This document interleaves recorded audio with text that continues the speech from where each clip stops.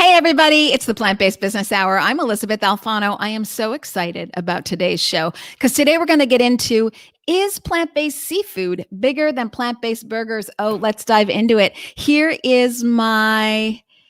I need to relaunch on LinkedIn. It says I'm going to bring on my guest and then I'm going to do some backward admin. Okay, here is David Benzaquen. He is the founder of Ocean Hugger Foods, and he's also a vegan investor, and he's deep into the plant-based seafood space.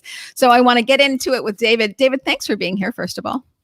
Thank you so much for having me, and excited to join you. Yes. Okay. So as I say, we got lots to talk about. I take this from your website. Due to the COVID-19 health crisis, our world is facing, and the fact that our company sells exclusively to food service, so places like universities and restaurants, all of these entities have suffered greatly during this time. We have had to make the difficult decision to pause operations at Ocean Hugger Foods. Over the coming months, we'll be exploring paths to relaunch bigger and better than ever. If you could tell us how sad we are that you have paused Ocean Hugger Foods, first of all, but what you learned from that entire experience, because I'll say that you were really an early player in the plant-based seafood market. Yeah, absolutely. So it's been such a privilege to participate in that space with a few other companies that have been really champions and pioneers alongside us. And we've been honored about the support we've had, both from our trade partners, like all the restaurants and universities and others that celebrated our product, as well as consumers who were such champions for us. Unfortunately, we made a strategic decision that made sense when we launched to sell entirely in food service. So institutional operations like universities and corporate offices and hospitals and restaurants and hotels, caterers, that kind of thing. And it made sense because our products are plant-based seafood alternatives that replace raw fish and smoked fish. And these are products that are almost entirely sold and used in restaurants or in places where foods are prepared for the consumer. So most people aren't making sushi or poke or tartare at home. And we figured the amount of time and money it would take to educate people to do that wasn't worth it, as opposed to selling it and making it where it was going to be eaten. So we did make that decision, and it seemed to make a lot of sense. It was a huge success for us for a couple of years. Unfortunately, food service, particularly restaurants, universities, et cetera, and corporate offices, since everybody's remote these days, took a massive hit. And so we've had to reconsider how we enter the market going forward based on that. But you're not officially closed. It sounds like you are reinventing yourself as we speak. That's correct. So we are kind of coming back. We are exploring how best to do that. And part of that is figuring out what formats our products will take, and where and when we'll be launching is TBD, but we know it'll be in 2021, and we anticipate that it'll be in more than just food service, and probably with some new products as well as different versions of our current products that will allow us to be available in retail, in food service, and beyond. Mm-hmm. Wow. So very exciting. Okay. So now as you move forward, because I think you're a very dynamic person, so you have your hands on a lot of things. You're consulting for a bunch of companies. You have Ocean Hugger Foods. You, as we're going to learn about later on in the interview, you are launching other companies as well. I'm wondering, are you going to stay in the seafood zone in particular? So I'm going to stay involved with Ocean Hugger in some capacity. My co-founder, certified master chef, James Corwell, is going to stay on in perpetuity, and I will continue to be a large shareholder in the company and a massive cheerleader and available to support the company however I can over the coming years. It's been, my baby along with the chefs for a number of years, and I'm completely committed to it to go forward. Day-to-day operationally, I will not be involved in the day-to-day operations, but I'm of course sticking to the plant-based space. This is my mission, this is my passion. And so whether it's in seafood or other parts of plant-based foods, I intend to be here for the rest of my life. Very long life because you're plant-based. So we know you'll be around for a long time. Just remind me, what year did you open Ocean Hugger Foods? So Ocean Hugger started in 2016 in stealth, when we first took the products that my co-founder, the chef, had developed. And we launched into the market in November 2017 and then really scaled up in 2018. And do you feel that you were too early? I don't think we were too early, but we definitely were pioneers, and that takes time to build that market. Excuse me. We also went after niches that took time to develop because we were focused on segments where we were working with chefs in very particular types of restaurants who weren't necessarily as aware of or as actively involved in these new kinds of foods. So educating poke and sushi chains and Japanese chefs and others about the plant-based trend was something that took time. But I think we were right on time in terms of the trend around plant-based and the need to address the crisis in our oceans. We're willing to be a pioneer and to take a little bit longer to scale as large as we'd like to and as large as we will, if that means that we clear a path for others to help us protect these oceans, protect these species from biodiversity loss, and protect the fish in general as individuals. Of late, I feel that the conversation has focused mostly on cows and their emissions and how that relates to greenhouse gases, et cetera, climate change.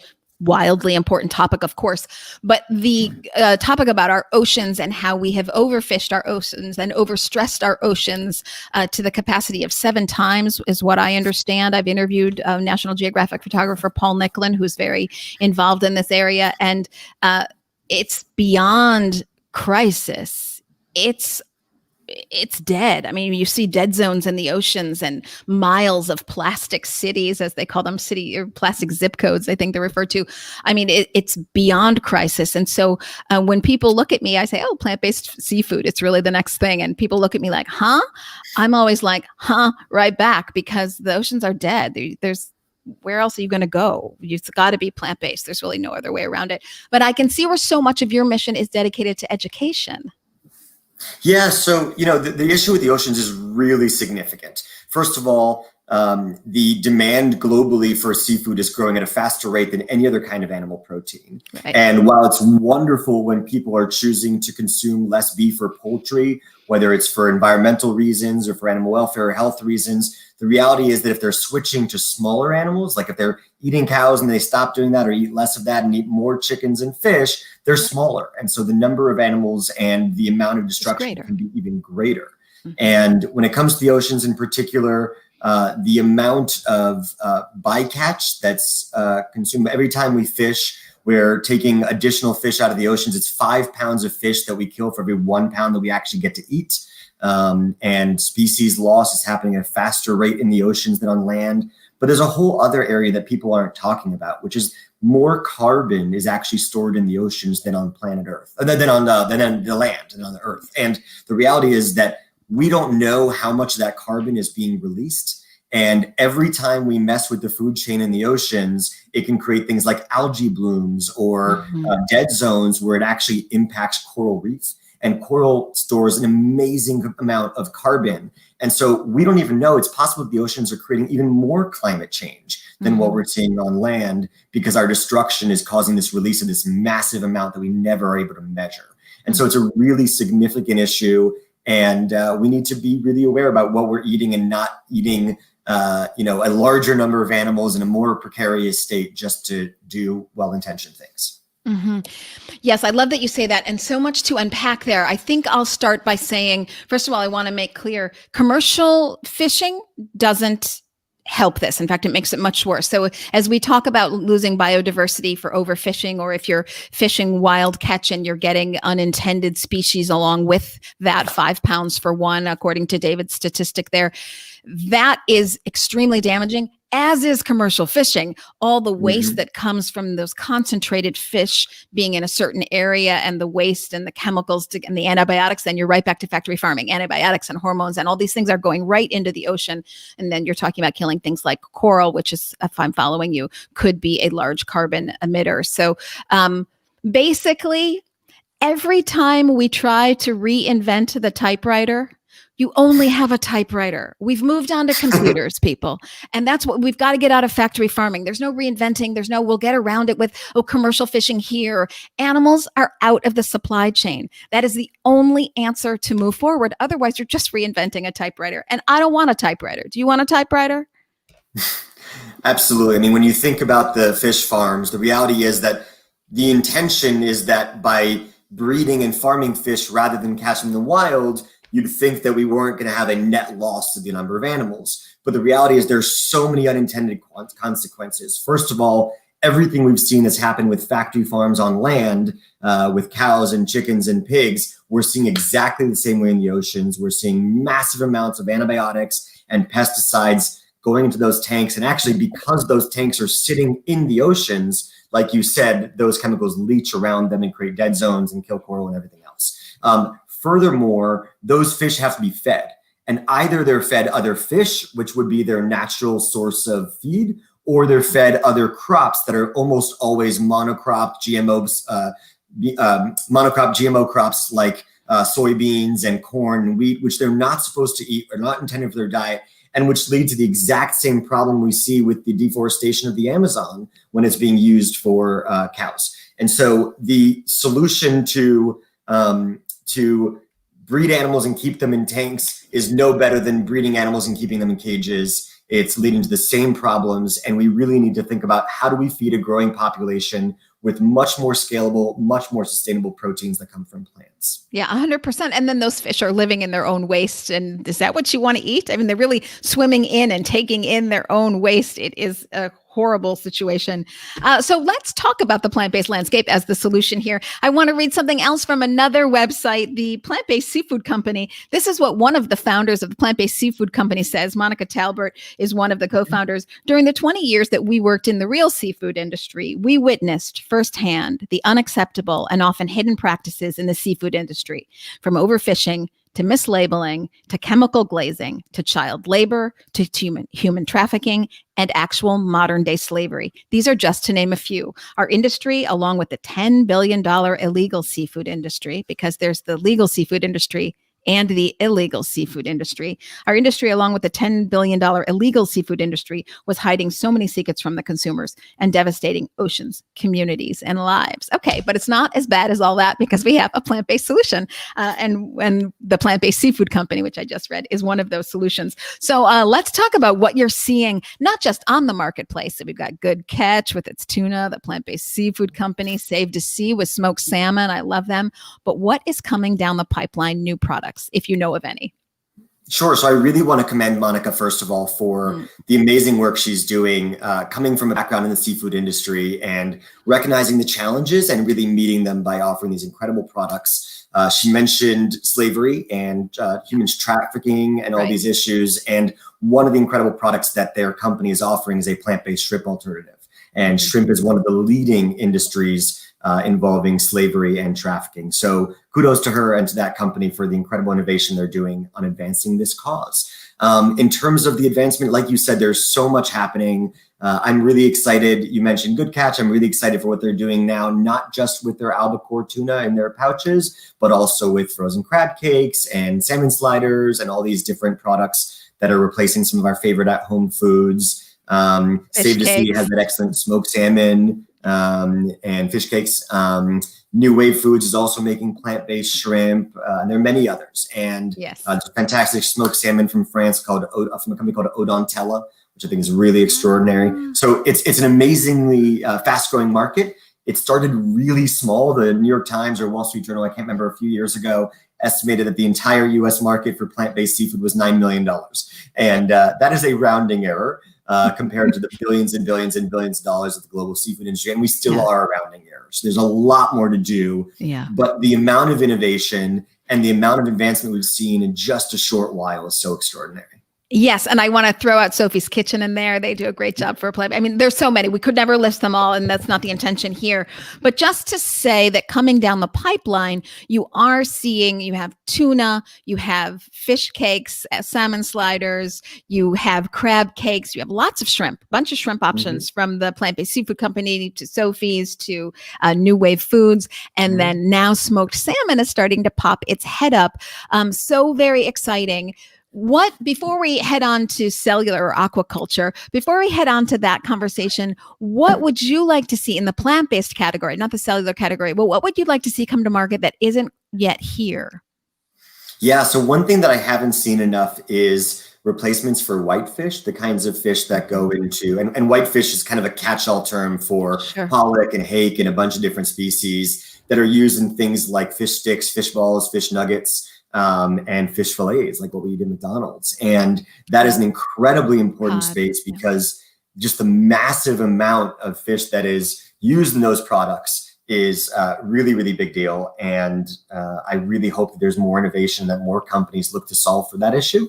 It would go a long way. And frankly, it should be one of the easier ones to solve, because even those original species aren't kept in a whole form. It's kind of like a chicken nugget. They just take whatever's left over of the lowest grade and just kind of mush it together into a shape. So really, that's a place where we should be able to make a big difference. It's about getting that flakiness and fattiness right. And I really hope to see it happen soon, because I think there's a need and an opportunity to disrupt that part of the industry. Really excited about all the innovation, and I look forward to all kinds of new meals. Yeah, I would like to see salmon, like a fillet of salmon. That's such a common thing for people to eat. And then there's all that education around where do you get your omegas, et cetera. All, you can get these all from plants, hemp seeds. If you want your omega 3s and 6s, go to hemp seeds, everybody, flax seeds, chia seeds, these kind of things. But people have this association that salmon is this super healthy fish for them. That's a different conversation we can have about how that isn't true. But I'd love to see salmon patties come to the fore from a plant-based, not the fried breaded version, but the actual fillet.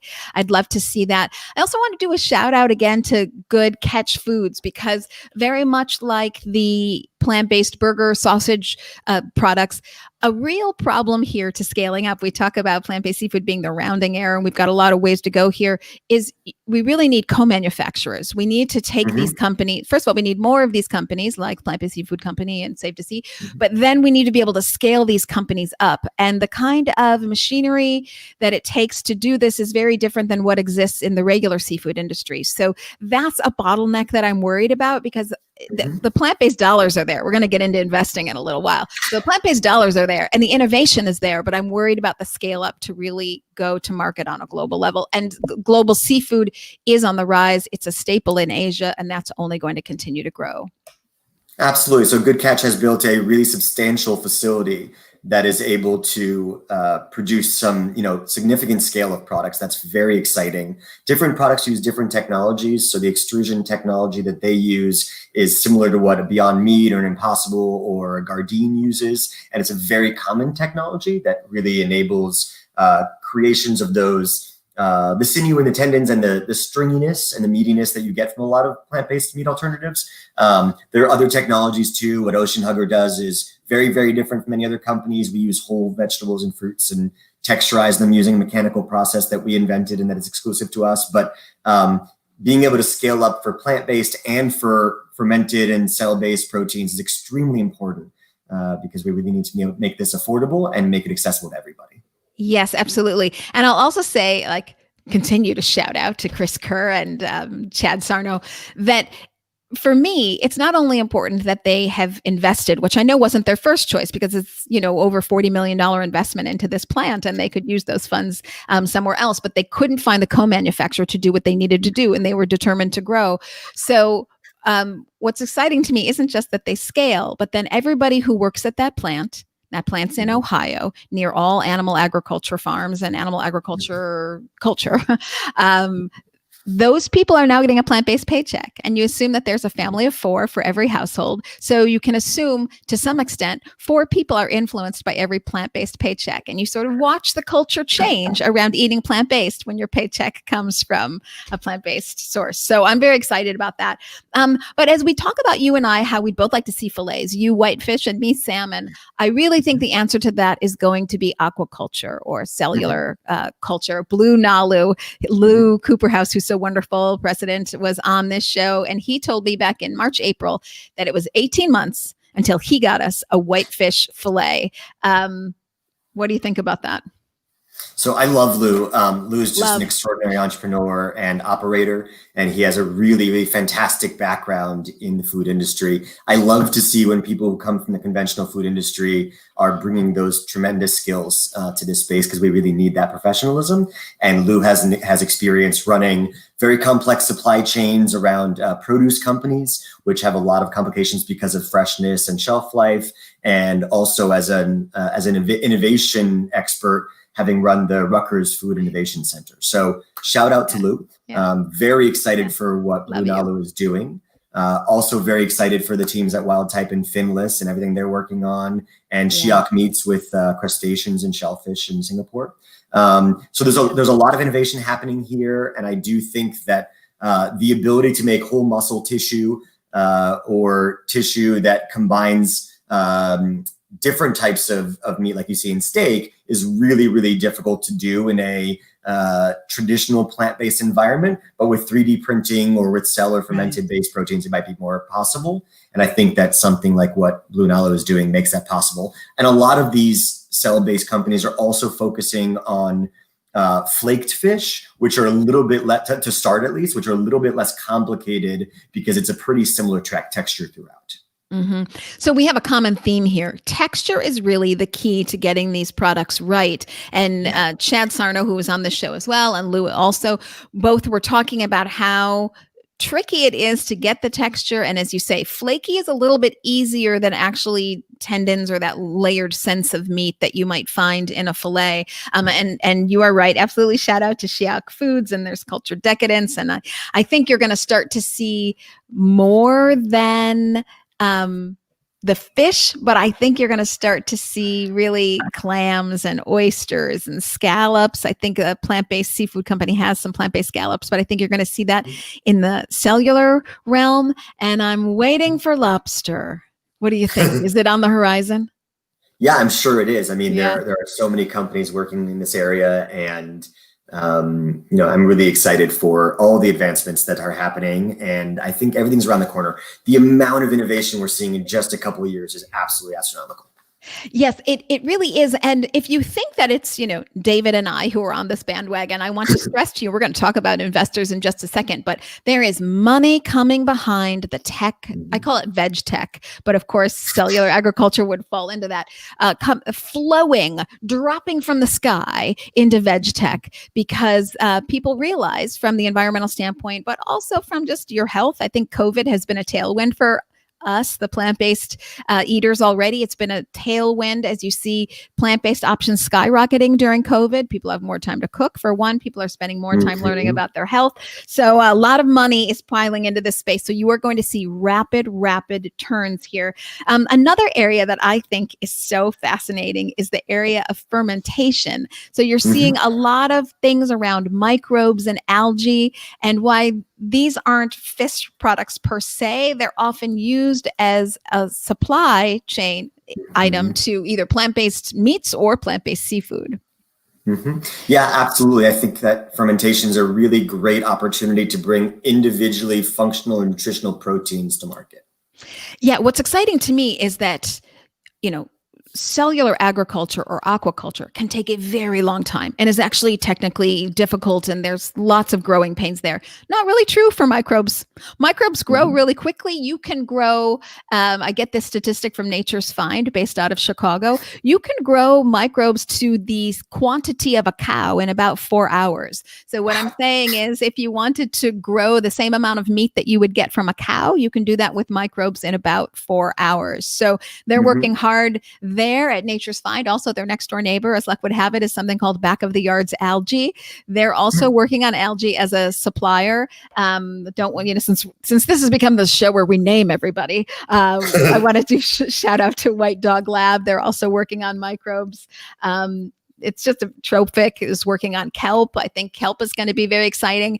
So it's just a lot of excitement in koji. Yes. And in mycelium and other kinds of ingredients that can really also grow at astronomical rates. So if people were to ask me, like, okay, 3 things, what's going to be the top innovations? I would say mycelium, fermentation, and plant-based seafood, cellular seafood, that whole area of seafood. So those are really the three hot ones. I just came from the Future Food Tech conference. I don't know if you attended that, but so much going on in mycelium, and so exciting what can be done with mushrooms. Stay tuned. So as we talk about all this stuff, you have a very unique perspective as an investor, because you were also an entrepreneur. So I'm wondering, what sort of things are you investing in now as an investor? What do you look for? And when you're investing, are you wearing your I must make money, move things forward hat, or are you wearing your entrepreneur hat? Like, ooh, I could get in there and help turn things around. Yeah, so I've had the privilege of getting to work with so many companies. Before I actually launched Ocean Hugger with the chef, I spent 10 years before that running an agency called Plantbased Solutions, now operated by a colleague of mine, Daniel Karsavar, who I sold the business to. Hey, Daniel, he's on this show quite a bit as a commenter. So I love that yes, I know Plant-Based Solutions for sure. Yeah, so I founded that company in 2010 and operated that for 9 years. And during that time, I had the privilege of working with over 150 different companies in the plant-based space, from Gardein and Dea, Treeline Cheese, Miyoko's Kitchen, Health Warrior, just to name a few. There were so many wonderful companies. And in that time, I really saw a lot of pain points that different folks were facing, from the one you mentioned around getting good manufacturing partners to supply chain consistency, to having to market not only to consumers, but also to the trade partners like distributors and retailers and restaurants. There's so much that goes into running a successful food business. And what I really look at are where are there opportunities to disrupt some of these gaps in the space. First, my focus is always on things where I think that I can add some value. So while I think there's so many wonderful places to get involved, I really invest either exclusively in food companies and consumer packaged goods in plant-based. I don't, though I'm a big supporter, I don't personally invest in cell-based or fermented just because it's not my area of expertise. And I always do CPG, consumer packaged goods. And the other area that I invest is services that are needed by this industry to scale. And so just a few areas that I've been investing in recently in terms of products that I think are really big opportunities and where I'm looking to support companies. One is bacon. It's a really untapped market with so much potential. And so I'm really proud to have invested recently in Hooray Foods out of San Francisco, which will be all over in Whole Foods soon. They have an incredible product. I'm working now with a company that is making chickpea protein alternatives to all kinds of dairy products called Plantera Limited out of Israel. And they're doing really, really extraordinary things with an extremely novel chickpea protein, and we'll be going to market in the next 10 months or so. That's a very exciting company. I'm working with a company called Plantcraft, which is an unbelievably delicious, clean label line of deli meats. These are all areas we don't see. I think chickpeas are amazing because they don't have the allergenicity or texture or extreme beanie flavor you get from a lot of beans. And so that's a really big opportunity. And Plantcraft is disrupting a category that's already really, really nascent, or dormant. There are some, great legacy companies that have really paved the way for us, like Tofurky and others that have had products on the market. But I think that diversifying the offerings really allows us to reach a wider range of people who are looking for different tastes and textures. And Plantcraft isn't just doing that by offering delicious products. They're also skipping ahead by offering them with incredibly clean label, nutritious ingredients like green banana flour, which is a resistant starch that makes it really prebiotic, and flaxseed flour, which is rich in omegas. So I'm really excited about what they're doing as well in a category, which is exciting because I love sandwiches and it's really frustrating when I can't have a delicious one. So those are some areas I'm looking at. And some very exciting things going on the horizon on the product side. And so let me ask you, since you have really focused, and I would suggest any serious investor to do the same, really pick their area of expertise where they can make a difference and also what they know mostly about, because it is such a risky endeavor. So as you focus on consumer packaged goods, I'm wondering how much importance you give to a clean label. We'll use that term a lot, but there's been some negative press about some of the ingredients and things like Beyond or Impossible. And I am grateful to both of those companies for the path that they have paved. But how much attention do you pay to that? Or are you mostly focused on taste and the fact that there's not much competition like with Plantcraft? Sure. So I think that they both matter. I mean, first is we have to understand, and I think for a lot of consumers and the public, I really want to emphasize this.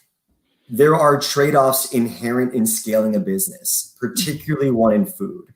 And that's not to say that we never are going to be able to achieve everything we want to, but doing so immediately in every single area is either impossible or comes at a cost. So for example, I can never eliminate every single source of carbon. Even if I can neutralize with credits, I can never eliminate every source of carbon that I'm going to be having involved in a food company, because at some point somebody has to move my ingredients or my finished product to a store or a restaurant. Right, yeah. I can never, necessarily eliminate all plastic because at some point I'm gonna have a pen in my office, or I'm gonna have packaging that literally can't have an alternative because the alternatives aren't food safe in certain circumstances. So we're always looking at new innovations, and health is the same thing. For some functional needs in products, there may be ingredients that are used or most effective in accomplishing some things, and some people might be concerned whether they're right or not. Some people might be concerned they might not be the things they want to eat. For some people, it might be for allergenicity reasons. For some people, it's because it seems strange because the name, when very often those chemical names are actually components of vitamins or minerals that are also present in the animal products, but that just aren't spelled out on the label. That said, many consumers are choosing to move towards the plant-based spectrum, specifically towards flexitarianism because of health. They're concerned about the health implications of eating high saturated fat, high cholesterol animal products, and they're recognizing that moving towards plant is a great way to lower your risk of heart disease, diabetes, and cancer. And that's fantastic. And so I think that offering products that enable those folks to eat delicious plant-based offerings that also don't make them feel like they're eating something more processed and less healthy is really important. On the other hand, I think that for most consumers, whether we admit it or not, at the end of the day, when we go to the store and when we're in the restaurant, we choose what is cheap, what tastes good, and what's convenient. And even consumers who say that their primary motivations for shopping are sustainability or animal welfare or workers or anything else, when it comes down to buy a product, they have a limited wallet. They have limited space in their baskets and in their fridges, and they're making decisions on how they feed their families in a context that is very complicated. And so I think that we do want to move in the direction of making everything more delicious, more healthy, more functional, more beautiful, more sustainable every day. I hope that people walk with us on this journey. And I just wrote about this in Veg Economist a week ago, I think. The best thing that we as companies can do is be transparent with consumers about what we're doing and how we're challenging ourselves and being self-critical about the strides we're taking in every one of these areas, and invite consumers and innovators on the journey with us to find solutions. One of my clients is a company called Bolthouse Farms that's doing some really, really cool things, collaborating with some green packaging solutions that can eliminate some plastic. And I'm really excited to see that coming. That's only been possible now because those new biodegradable, compostable, home compostable plastics that they're going to be using didn't exist until recently. And so all this is happening every day. By sharing what we need and what we're looking to accomplish, companies can really inspire the public to become entrepreneurs themselves and solve these problems for us. Yes, I would say that another tailwind from COVID is that this is the time of the informed consumer. This is the time of the empowered consumer. So if you are waiting for government to tell you what you should be eating and what's going to be healthy for you, you're going to be waiting a long time and you're going to be sick for the majority of that wait. So you really have to figure it out for yourself. And I'd be very wary of press that is perhaps industry influenced. I'm not saying it is, but it could be, that says, oh, these labels aren't good for you, because studies have shown that plant-based products are better than meat products. They're better because they don't have trimethylene N-oxide. They don't have antibiotics. They don't have hormones. They don't have animal heme. They don't have cholesterol. Right now, I'm talking about plant-based meats. Are they perfect? Is a packaged product a carrot?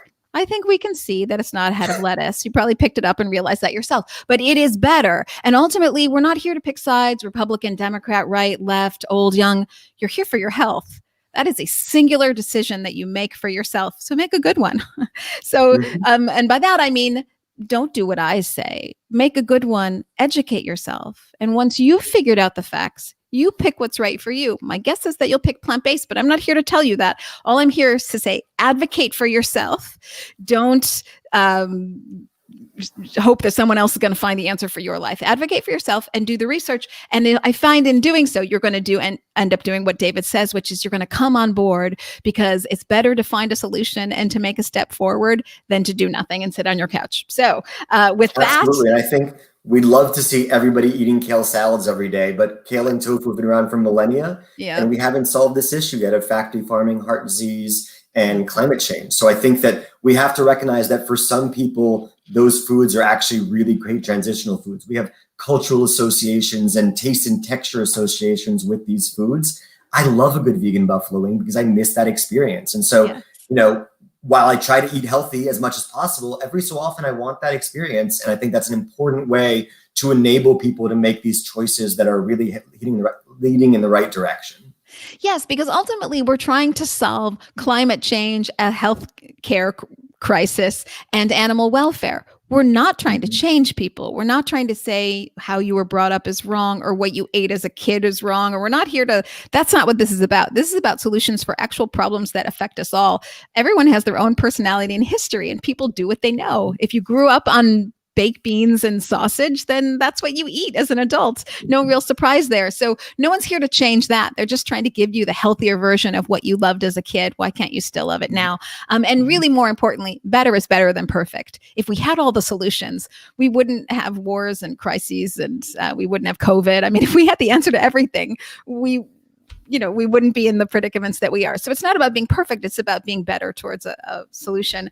I'm wondering what you see as, I guess you did talk about pain points and that, scaling up is really a pain point. How much do you find that educating the consumer is still a pain point like it used to be, I'll say in 2016 when you started?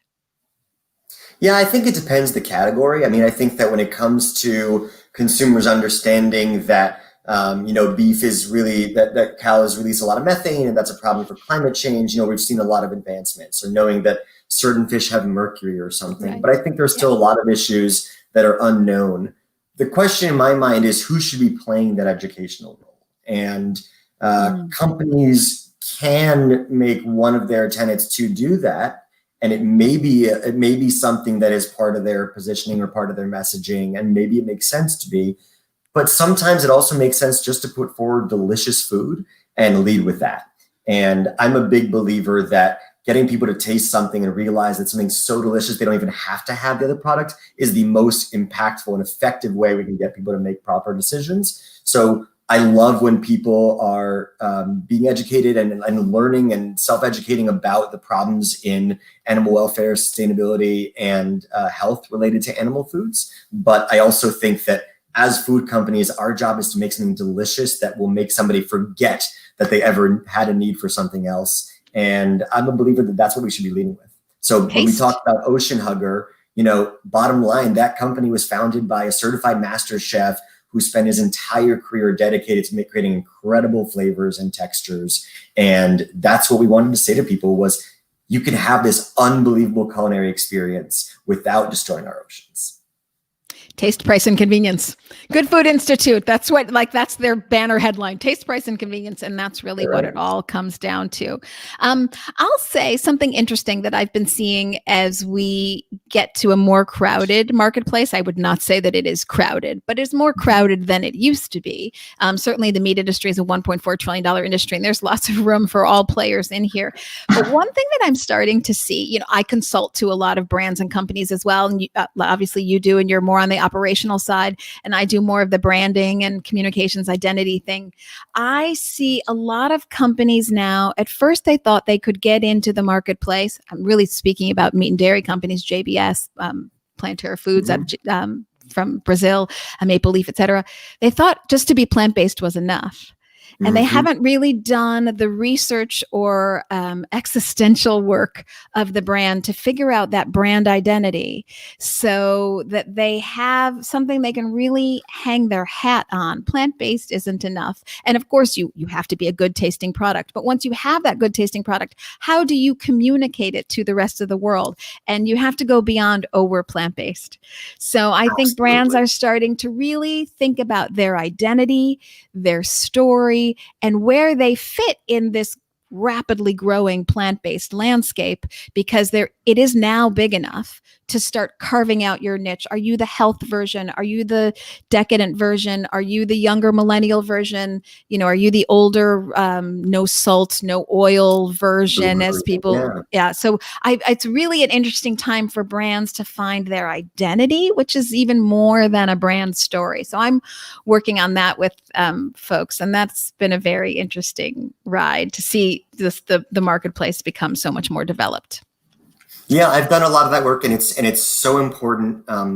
When I help companies think about their branding, I'm sure you do the same thing. One of the things I want to understand is what the market landscape companies, right? So I want to Of understand course. who are the competitors and what are they doing, Of course. and what are Yeah. consumers looking for, and where are there opportunities that aren't being met. But most importantly, it has to be authentic to the company. And so maybe I'll look in the landscape and I'll see that, okay, being the gluten-free option in this category is not being met right now. Being this is not being met right now. And then I'll go to the client and I'll say, who are you? And then I'll show them what's in the marketplace. And I'll say, okay, now let's figure out which of these is authentic to you. I don't want people to try to shape themselves to fit into an existing space when that's going to be inauthentic and consumers are going to read right through that. So I love when large companies get involved in this space. I'm not one of those believers that we need to, tear down everything and that we need to, try not to work with any big food companies. The reality is that big food companies have efficiencies, distribution channels, supply chains, and everything else that we can't match currently. And so working with them to take resources that were formed for advancing unhealthy, unsustainable products and devoting those to advancing our products is just smart. And it's not, it's when people are concerned that we're giving money to the enemy or something. Look, if any company that wants to produce plant-based products is devoting money there and recognizing that they can make money from that, they're going to shift resources. The fact is, Cargill is shutting down all of their feedlots and putting millions and millions of dollars into plant proteins.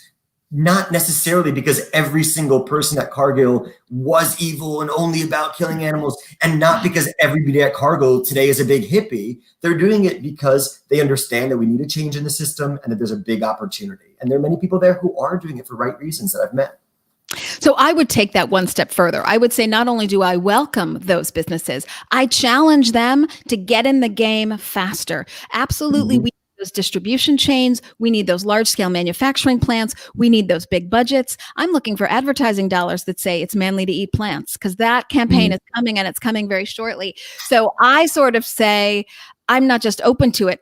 Get to the table and get here now. Let's up the ante, folks. I've also talked to Cargill. I do want to comment on this because it's interesting. I was hiking in Bhutan and I ran into an American on the trail. There aren't very many Americans there. So we naturally started chatting, and he's an engineer at Cargill in Asia. And he was saying, now this was December of 2018.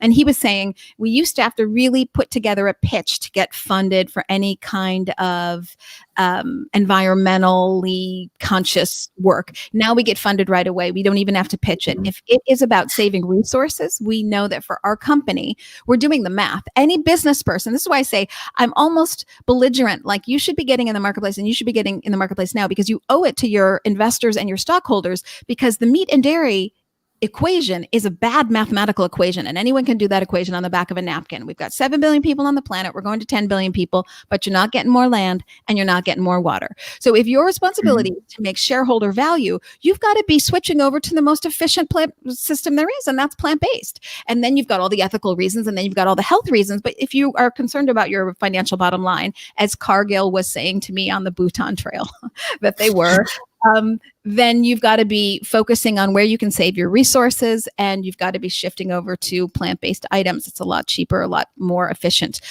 But at the same conversation, because the ethical component was not there for this person, nice person, but this isn't where they were focusing their attention. They were saying, at the same time that we're getting out of all cow farming, because they make products, but they also had farms of their own, they were doubling down on kelp as a cheap feed to get more out of chickens.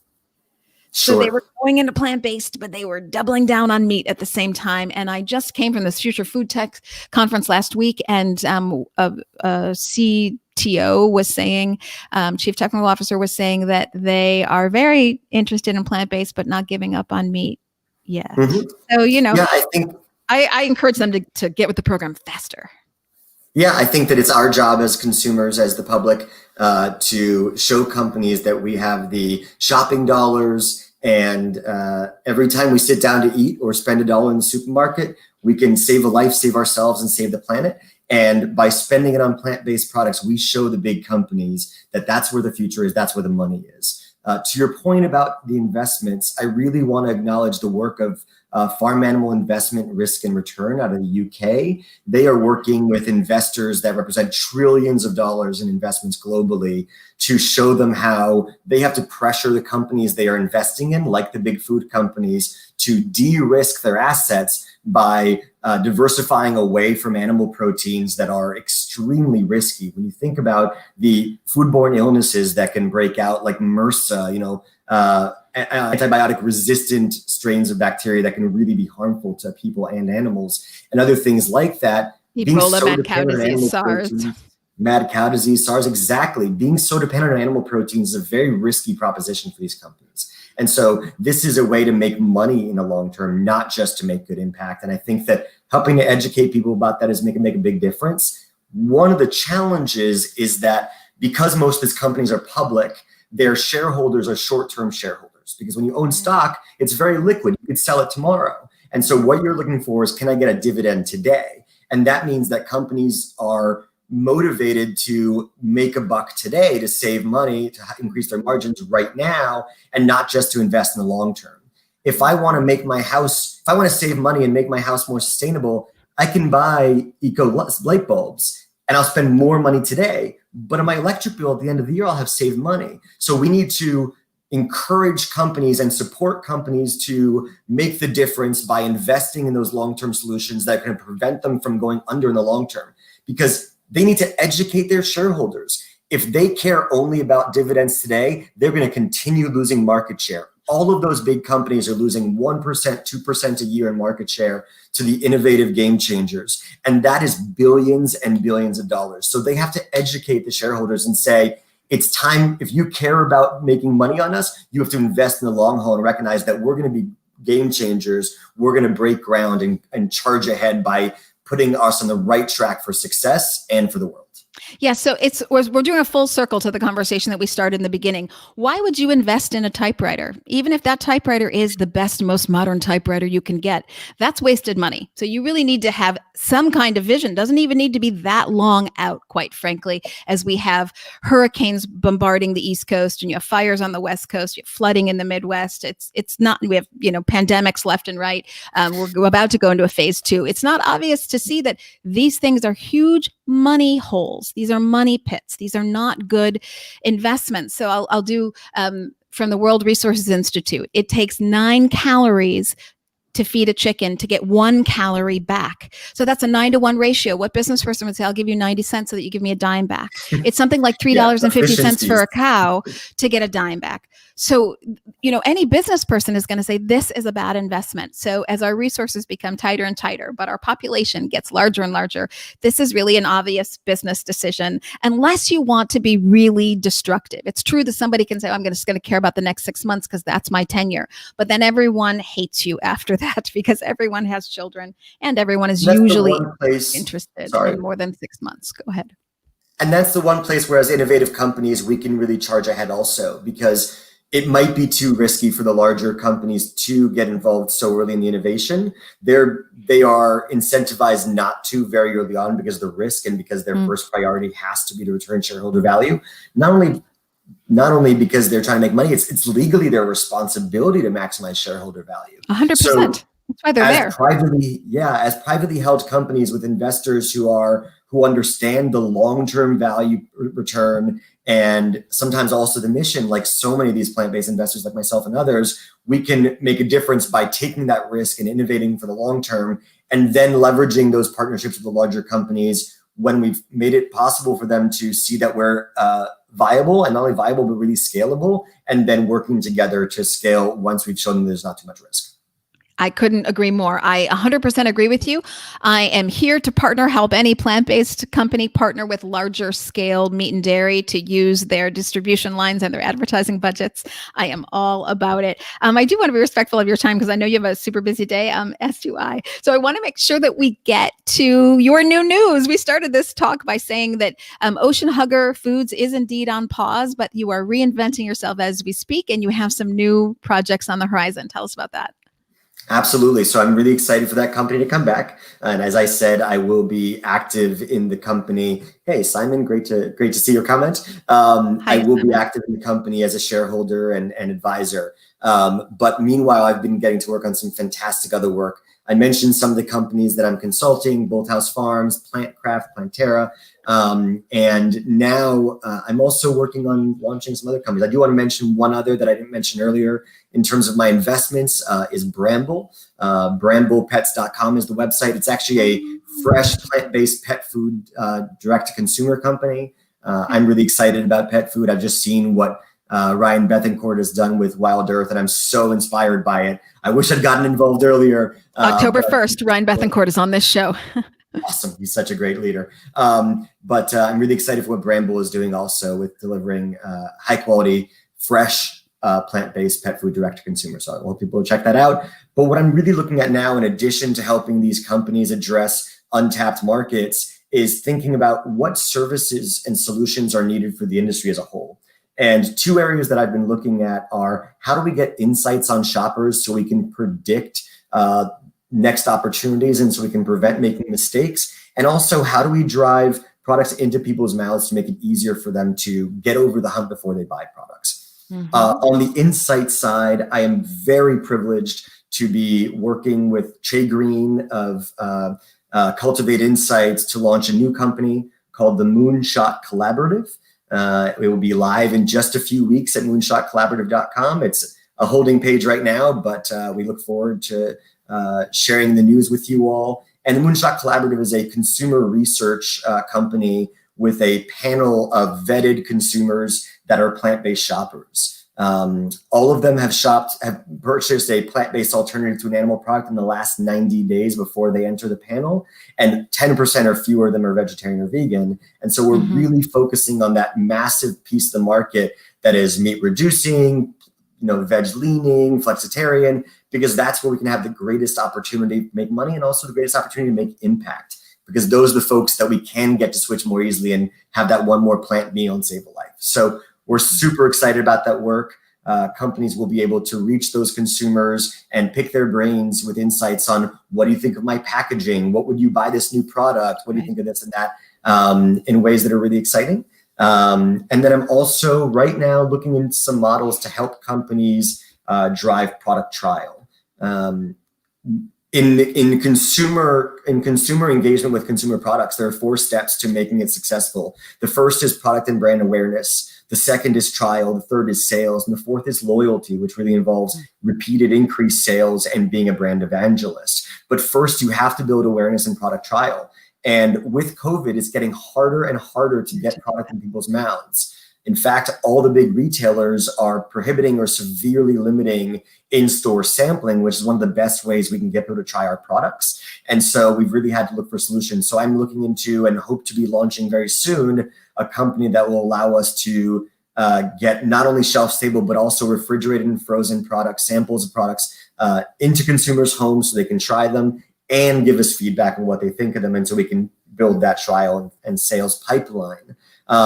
All of these efforts that I'm doing, between my consulting efforts and the investments I'm making in food companies and in services, can be found very soon under my new holding company called Mission Plant, missionplant.com. It is also just a holding page right now. It will be live in 2 weeks, and super excited to welcome everybody, and just privileged to be in this space. I heard from Monica Talbert at Plant-Based Seafood Company earlier on your post about this podcast. And, I said, it's just so exciting and such an honor to be in a community that sees itself as more than just an industry and doesn't see each other as competitors, but recognizes that all boats rise. And to make a difference, to be able to save the animals, stop heart disease, and protect the planet, we all have to work together, and there's opportunity for everybody. So I hope more people enter these spaces. I encourage everybody to find a way they can take their skills and apply them to this industry, and